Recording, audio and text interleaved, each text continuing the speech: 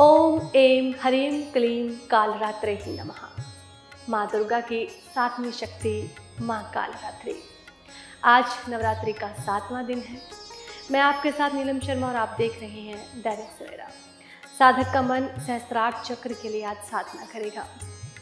इसके लिए ब्रह्मांड की समस्त सिद्धियों का द्वार खुलने लगता है। काली, महाकाली, भद्रकाली, भैरवी, मृत्यु रुद्राणी, चामुंडा, चंडी और दुर्गा के कई विनाशकारी रूपों का नाम है माँ कालरात्रि। माना जाता है कि देवी के स्वरूप में सभी राक्षस, भूत, प्रेत, पिशाच और नकारात्मक ऊर्जाओं का नाश होता है, जो उनके आगमन से ही पलायन कर जाते हैं। इनके शरीर का रंग घने अंधकार की तरह एकदम काला होता है। सिर के बाल बिखरे हुए हैं। गले में विद्युत की तरह चमकने वाली माला है। इनके 3 नेत्र हैं। माँ की नासिका के श्वास प्रश्वास से अग्नि की भयंकर ज्वालाएं निकलती रहती हैं। इनका वाहन गदा है। ये ऊपर उठे हुए दाहिनी हाथ की वर मुद्रा से सभी को वर प्रदान करती हैं। दाहिनी तरफ का नीचे वाला हाथ अभय मुद्रा में है। बाईं तरफ के ऊपर वाले हाथ में लोहे का कांटा और नीचे वाले हाथ में कटार है। कालरात्रि का स्वरूप देखने में अत्यंत भयानक है, लेकिन ये सदैव शुभ फल देने वाले ही हैं। इसी कारण इनका एक नाम शुभंकारी भी है। इनसे भक्तों को किसी प्रकार भी भयभीत होने की आवश्यकता नहीं है। माँ कालरात्रि दुष्टों का विनाश करने वाली है।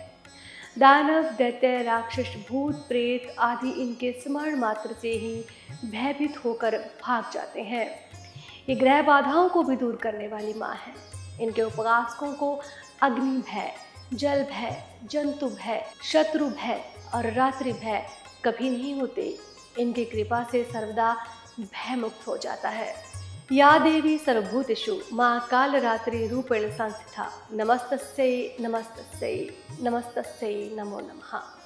अर्थात हे माँ सर्वत्र विराजमान और कालरात्रि के रूप में प्रसिद्ध अम्बे, आपको मेरा बार बार प्रणाम है। हे माँ, मुझे पाप से मुक्ति प्रदान करें। इस मंत्र के जाप से भी साधक माँ का आशीर्वाद प्राप्त कर सकते हैं। पौराणिक कथा के मुताबिक एक बार दैत्य शुंभ, निशुंभ और रक्तबीज ने अपना आतंक तीनों लोकों में फैलाना शुरू कर दिया था। उस वक्त सभी देवगण भगवान शिव के पास गए। जब भगवान शिव ने सभी देवताओं को चिंतित देखा तो उनसे उनकी चिंता का कारण पूछा। तब देवताओं ने शिव शंकर से कहा कि हे भोलेनाथ, शुंभ, निशुंभ और रक्तबीज नामक दानवों ने अपने उत्पात से सभी को परेशान कर रखा है। कृपया कर हमारी मदद करें। यह सुनते ही भोलेनाथ ने अपने समीप बैठी माता पार्वती की ओर देखा और उनसे उन दानवों का वध करने की प्रार्थना की। भगवान शंकर की विनती सुनकर देवी पार्वती ने उनके सामने नतमस्तक होकर उनका आशीर्वाद लिया और वहां से जाने की आज्ञा मांगी और दानवों का वध करने निकल पड़ी। माता पार्वती ने दानवों का वध करने के लिए माँ दुर्गा का रूप धारण किया। इस रूप से वे सिंह पर सवार करती हुई अति मनमोहक और शक्तिशाली प्रतीत हो रही थी। माता को देख सभी राक्षस अचंभित हो गए। उन तीनों ने माता के साथ एक घमासान युद्ध किया। दैत्यों ने अपना पूरा बल लगा दिया, परंतु माता के सामने टिक नहीं पाए। आदि शक्ति ने शुंभ और निशुंभ का वध कर दिया। इसके पश्चात माँ ने रक्तबीज के साथ युद्ध करना शुरू किया। रक्तबीज कोई मामूली दानव नहीं था। उसने कठोर तपस्या कर ब्रह्मा जी से अमर होने का वरदान हासिल किया था। ब्रह्मा जी ने उसे यह वरदान दिया था कि जब भी उसे कोई मारने का प्रयत्न करेगा तब उसके शरीर से निकली खून की बूंदें जैसे ही धरती को स्पर्श करेगी, वैसे ही अनेक रक्तबीजों का जन्म होगा।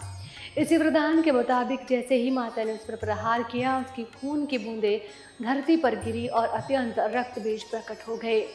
उसी क्षण माता ने कालरात्रि का रूप धारण किया। माँ दुर्गा के शरीर से एक ऊर्जा का संचार हुआ और माँ कालरात्रि का निर्माण हुआ। भले ही वो दानव अति शक्तिशाली था, परंतु माता से जीत पाने का सामर्थ्य उसके अंदर नहीं था।